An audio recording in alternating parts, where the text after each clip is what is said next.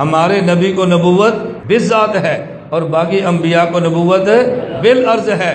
اور بال اور بالذات میں فرق یہ ہوتا ہے کہ جو چیز بلا واسطہ ملے وہ بالذات ہے اور جو بالواسطہ ملے وہ بالعرض ہے۔ دوسرا فرق سمجھنا، بالذات جو چیز ملے وہیں سے چیز شروع ہوتی ہے اور وہیں جا کر چیز ختم ہوتی ہے۔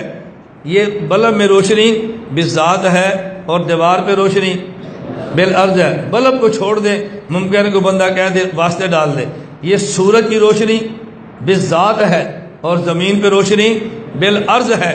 اب بتاؤ جب سورج غروب ہوتا ہے روشنی ختم ہوتی ہے یا واپس سورج میں سمٹ جاتی ہے؟ سمٹ جاتی ہے۔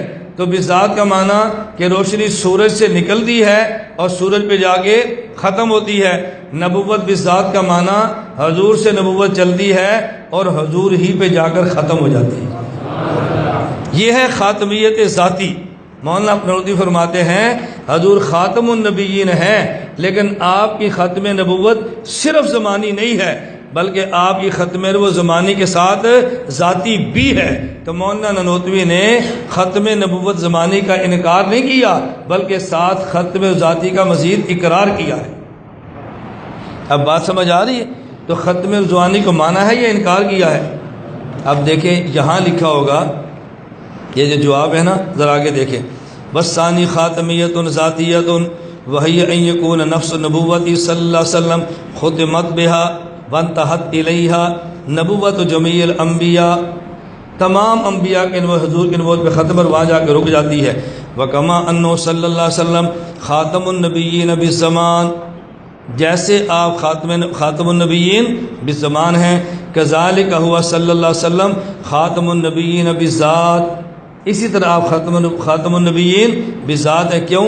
فإن كل ما بالارض يختم على ما بالذات وينتهي الیہ فلا تتعداه، اس لیے کہ جو چیز بالعرض ہوتی ہے وہ ختم بالذات پر ہوتی ہے، وہاں پہ منتہی ہوتی ہے اور اس سے مزید آگے تجاوز نہیں کرتی۔ نہیں سمجھے؟ روشنی کہاں سے نکلی ہے؟ دیوار پہ پڑی ہے، واپس کہاں جائے گی؟ تو کہ سورج سے بھی آگے نکل جائے گی۔ بالذات سے بالعرض شروع ہوتی ہے، بالذات پہ ختم ہوتی ہے اور پھر بالذات سے آگے نہیں بڑھتی۔ نبوت چلی بھی حضور پر ہے، رکی بھی حضور پر ہے، اب حضور سے آگے نہیں جائے گی، اس کا معنی آپ کو ختم نبوت ذاتی حاصل۔ اور یہ نانوتوی سے پہلے کسی نے دنیا میں یہ تعبیر اختیار نہیں کی۔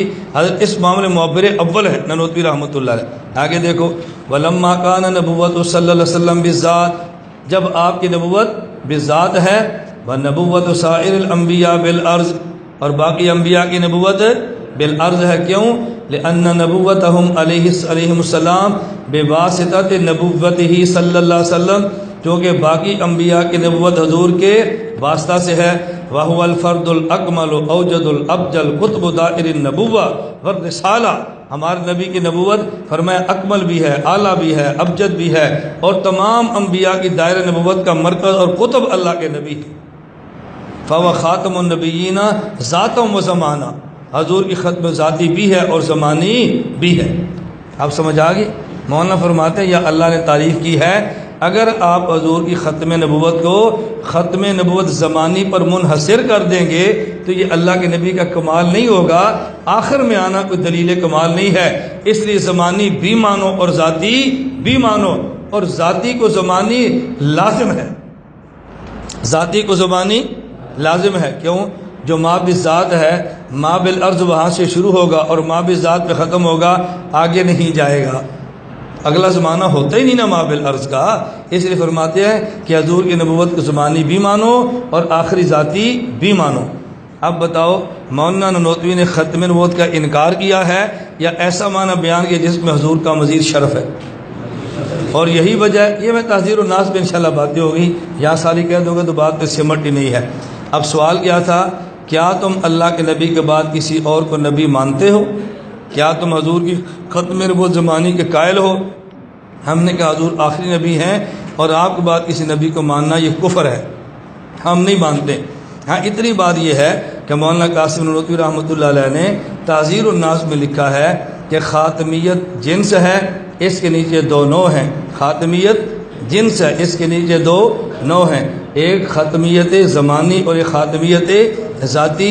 اللہ کے نبی کو صرف خاتمیت زمانی حاصل نہیں بلکہ خاتمیت ذاتی بھی حاصل ہے، اور خاتمیت ذاتی و خاتمیت زمانی لازم ہے، اس لیے حضور سے نبوت چلی بھی ہے، حضور پہ رکی بھی ہے، اور حضور کے بعد کسی قسم کا نبی نہیں آ سکتا۔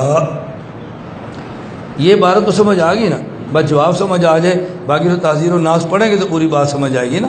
وہاں ہم دلائل دیں گے کہ حضور کی نبوت بالذات کیوں ہے اور بقیہ کی نبوت بالعرض کیوں ہے، دلائل دیں گے تو بات چلے گی نا، دلائل نہیں دیں گے تو بات کیسے سمجھ آئے گی؟